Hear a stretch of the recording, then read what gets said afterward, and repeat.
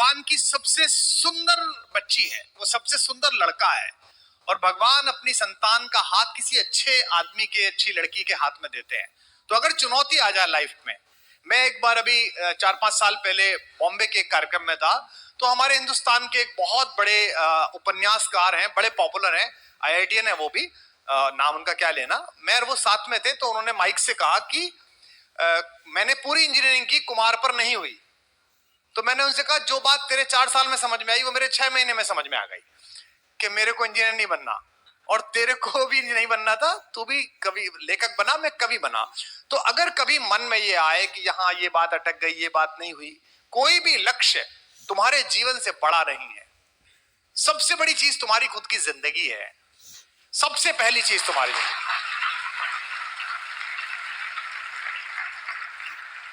मेरे पिताजी भाई साहब एक छोटे से गांव में 10वीं करके वहां बीज इंस्पेक्टर की नियुक्ति करने वाले लोग आए। एक बीज इंस्पेक्टर तुम तो जानते भी नहीं होगे, सीड इंस्पेक्टर होता है गांव में, वो सीड की क्वालिटी चेक करता है, लोअर डिवीजन क्लर्क से भी नीचे का काम होता है। वो सबसे मेधावी बच्चे थे। गांव से 4 बच्चे सेलेक्ट हुए, उनमें से 3 को नौकरी मिल गई और मेरे पिताजी को नहीं मिली। और मेरे पिताजी बड़े परेशान हुए कि बताइए 11वीं में ही कमाने लायक हो जाता। लेकिन फिर वो प्रोफेसर हुए, आज हमारा सबसे बड़ा भाई इंजीनियर है, एक वाइस चांसलर है, एक मैं हूं, सब लोग अपनी अपनी जगहों पर हैं। अगर उस अपॉर्चुनिटी के छुटने पर मेरे पिताजी ने जिंदगी की लड़ाई हार दी होती, तो आज ना हिंदुस्तान को कुमार विश्वास मिलता, ना हमें इस परिवार का सहयोग मिलता।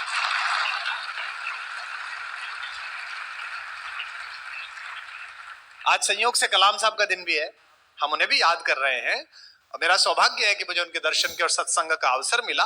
वो भी आपको पता है कि एनडीए में सेलेक्ट नहीं हुए थे, और उसके बाद जब उन्होंने पूछा शिवानंद स्वामी से कि मैं क्यों सेलेक्ट नहीं हुआ, तो शिवानंद स्वामी ने कहा कि तुझे जहाज उड़ाने के लिए नहीं भेजा ईश्वर ने, तुझे किसी बड़े काम के लिए भेजा है। और आज पूरी दुनिया में मिसाइल लॉन्चिंग में हम सबसे नंबर 1 है, पूरी दुनिया की मिसाइल हम उड़ाते हैं। तो खूब मेहनत करो, खूब पढ़ो, NIT, IIT, REC कहीं ना कहीं एडमिशन हो जाएगा। 1% अगर ऐसा लग रहा है कोई चीज नहीं हो रही है, मेहनत में कमी नहीं करनी है। लेकिन तुम्हारे माँ बाप का सबसे बड़ा सपना क्या था और क्या है? जिनके माता पिता हैं या जिनके माता पिता नहीं है, उनका सबसे बड़ा सपना क्या था? मेरी बेटी से मैंने एक दिन पूछा, वो बाहर पढ़ी है और आप अपना काम करती है, अपनी एक इंडस्ट्री चलाती है। मुझे इतना अच्छा लगा उसका जवाब। मैंने उससे पूछा कि बेटा लाइफ में तू क्या करना चाहती है? सोचो इसका क्या जवाब हो सकता है। उसने मुझसे कहा मैं खुश रहना चाहती हूं। कितनी सुंदर बात है। तुमसे कोई भी पूछे कि तुम क्या बनना चाहते हो, इंजीनियर बनना बाई प्रोडक्ट है। पहला प्रोडक्ट है अच्छा मनुष्य बनना, अच्छा समाज का व्यक्ति बनना। आप अच्छी बेटियां बने, अच्छे बेटे बने, अच्छे नागरिक बने। आज मुझे जब किताब दी लीजेंड ऑफ एलन, इसका क्या मतलब है? वो जब बच्चा आया होगा इस संस्थान में जिसका उस पर फोटो छपा है, वो तुम्हारे जैसे ही रहा होगा। तुम में से एक ऐसा बच्चा, ऐसी बेटी, ऐसा बच्चा रहा होगा। किसी का भी, इनमें से किसी को नहीं पता। आज मैं यहाँ घोषित कर रहा हूं, यहाँ मैं पढ़ रहा हूं, मुझे नहीं पता कि आज मैं 50, 51, 52 साल का हो गया, 25 साल बाद जब मेरा 75वां साल मना रहा होगा, तुम में से कोई देश का राष्ट्रपति होगा, कोई प्रधानमंत्री होगा, कोई दुनिया का सबसे बड़ा टेक्नोक्रेट होगा। ये अलग भट्टी में ढल के लोग नहीं आते, ये अलग खांचे में नहीं आते। इस देश को औद्योगिक घरानों के बेटे बेटियां नहीं चलाते, इस देश को तुम और हम चलाते हैं, जो मास्टरों के, क्लर्कों के, किसानों के बच्चे हैं। मेरा नहीं हुआ था IIT में, 117 रुपए का फॉर्म भरा था मैंने। कैलकुलस कमजोर थी और ऑर्गेनिक कमजोर थी, नहीं हुआ, कोई दिक्कत नहीं। मैंने 117 का फॉर्म भरा था। आज की रेट में मैं IIT से 117 करोड़ वसूल कर चुका हूं, पूरे देश के IIT से।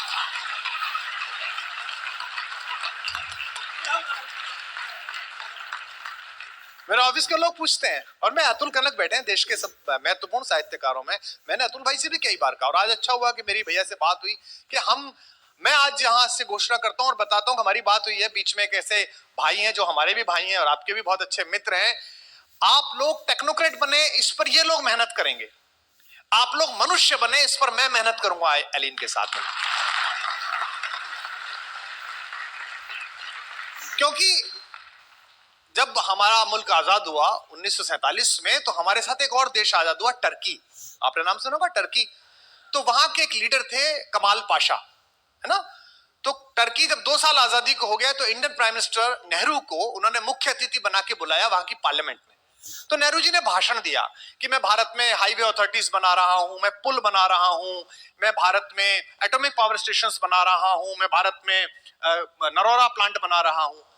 तो सबने तालियां बजाई। लेकिन जब कमाल पाशा थैंक्स गिविंग के लिए खड़े हुए, धन्यवाद देने के लिए, तो कमाल पाशा ने कहा कि मिस्टर प्राइम मिनिस्टर, आप जो सब बना रहे हैं तो आर्किटेक्ट का काम है, ये तो कॉन्ट्रैक्टर का काम है, ठेकेदार का काम है, मशीन का काम है। मैं इस देश में ऐसा कुछ नहीं बना रहा हूं। आप मुझसे पूछेंगे कि मैं क्या बना रहा हूं, तो मैं टर्किश नेशनैलिटी बना रहा हूं, टर्किश कौम बना रहा हूं।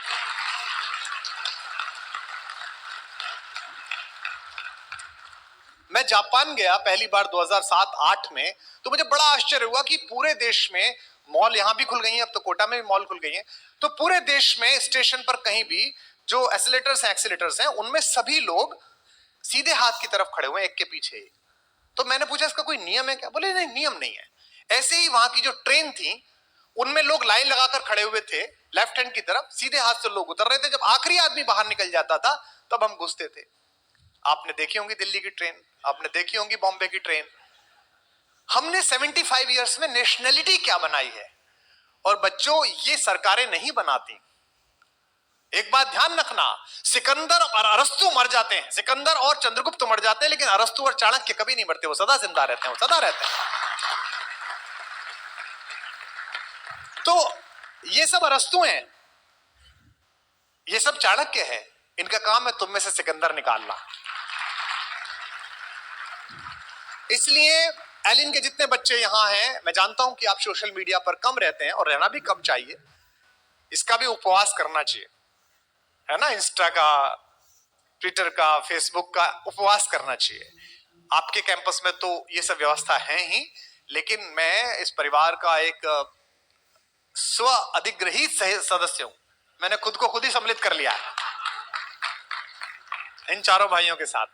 तो मैं आपको ये कहता हूं कि जीवन में कभी भी अंधेरा घिरे, कभी भी ऐसा लगे, है ना, तो मेरा फेसबुक पे पेज है, मुझे मैसेज करना, मेरा ऑफिस मुझे मार्क करके देता है, नहीं तो खुद से बात करना।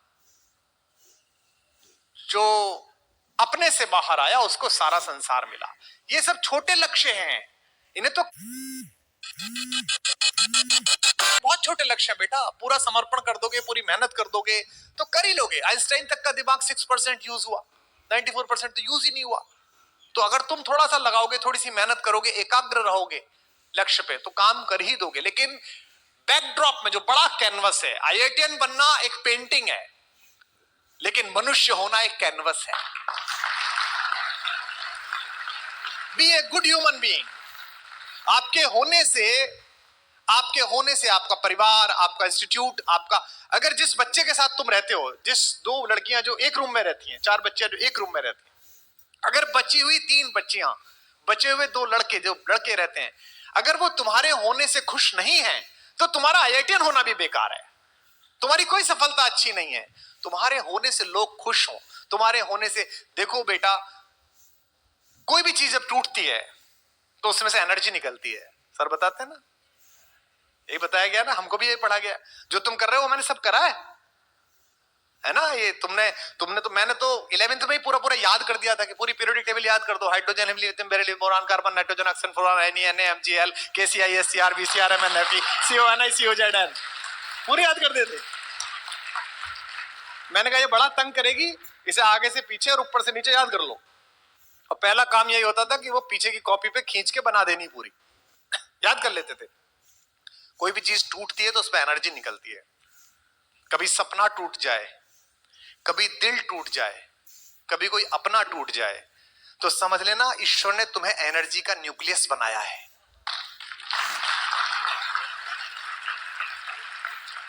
अब ये तुम पर है कि एनर्जी टूटे तो कोई बम बना लेता है और कोई बिजली बना लेता है। जो निगेटिव लोग हैं वो बम बना लेते हैं। मेरी खुद की लाइन से मैं खत्म करता हूं कि हिम्मत का सागर लांघो तो लहर लहर जयकारा होगा। एक घर से निकाला हुआ लड़का जिसके पास केवल एक वलकल था, एक कपड़ा था, पत्नी थी और भाई था, पैरों में चप्पल नहीं थे, उसने 7 बार दुनिया जीते हुए रावण को घर जाके पटक के मारा, अनस्किल्ड फोर्स को लेके। रावण की फोर्स तो स्किल्ड फोर्स थी। देवासुर संग्राम में देवताओं के चक्के छोड़ा दिए थे, लेकिन घर में घुस के मारा। ये जो कॉन्फिडेंस है कि अगर मैं सच्चा हूं, अगर मैंने मेहनत की है तो रिजल्ट निकलेगा। मैं सुनाता हूं आपको ये लाइन कि हिम्मत का सागर लांघो, दिवाली आ रही है तो लहर लहर जयकारा होगा, और दिल टूटे या एटम टूटे दुनिया में उजियारा होगा। तो अगर कभी भी दिल टूटे, अगर कभी भी मन परेशान हो, तो मान लेना कि भगवान ने तुम्हारा न्यूक्लियस चुन लिया। You are the luckiest one. अब काम होने वाला है, अब तुम करने वाले हो, और आत्मविश्वास इतना रखना, कोई फर्क नहीं पड़ता कौन सी रैंकिंग आई, 100वीं आई, 1000वीं आई, कोई फर्क नहीं पड़ता। जब जटायु के घाव पूछ रहे थे राम, तो राम ने पूछा कि चाचा आप मेरे पिताजी के दोस्त रहे हो, मैं आपको स्वस्थ करा दूं, मतलब हॉस्पिटल ले चलूं? जटायु ने कहा कि नहीं बेटा, अब मेरे मरने का समय आ गया। जटायु फाइटर प्लेन चलाते थे। ये जो गिद्ध विद्ध का मामला है ना, ऐसा नहीं था, फाइटर प्लेन चलाते थे। उस जमाने में टेक्नोलॉजी थी कि दूसरे के प्लेन में क्या हो रहा है ये आप अपने स्क्रीन पे देख सकते थे। तो उन्होंने देखा कि उस प्लेन में जो ऊपर जा रहा है सबसे बड़ा एयरफोर्स 1, उसमें एक सीता का अपहरण हो रहा है। ये एयरफोर्स 1 शांति की सीता का अपहरण आज नहीं कर रहा, पहले से करता है ये। अब थोड़ा दूर रहता है, न्यूयॉर्क रहता है, पहले लंका में रहता था। तो उसने देख लिया कि इसमें एक महिला का अपहरण हो रहा है, उसका वॉइस सैंपल उसने डेटा में डाला। तो वॉइस सैंपल डेटा में डाला तो सीता से मैच किया। तभी उसने कहा कि आपकी पत्नी का अपहरण हुआ है। ये साइंस है, सब पूरा साइंस है। तो उन्होंने कहा कि मैं आपका इलाज कर दूं? तो उन्होंने कहा नहीं बेटा, अब तो मेरा समय आ गया, अब मैं जाऊंगा। तो जटायु ने पूछा कि बेटा जब मैं ऊपर जाऊंगा तो तुम्हारे पिता मिलेंगे, दशरथ मिलेंगे, मेरे दोस्त, मैं उनसे क्या कहूं? अब एक लड़का जो घर से निर्वासित है, वनवास में है, उसकी पत्नी का अपहरण रावण करके ले गया, और वो भी युद्ध करने के लिए जा रहा है, सेना बनाएगा बेचारा, वो क्या बोले? रामचरितमानस में बाबा तुलसीदास कहते हैं, इसे कॉन्फिडेंस कहते हैं, इसे राम बनना कहते हैं, ऐसे बनो। वो कहते हैं आप मत कहना चाचा जी, पापा से जाके आप कुछ मत कहना, जो मैं राम, अगर मैं उनका लड़का हूं तो कुल सहित, खानदान सहित कहीं दशानन आए, रावण खुद ऊपर आके बताएगा कि क्या कर दिया था उसने। इसे कहते हैं confidence. This is called confidence.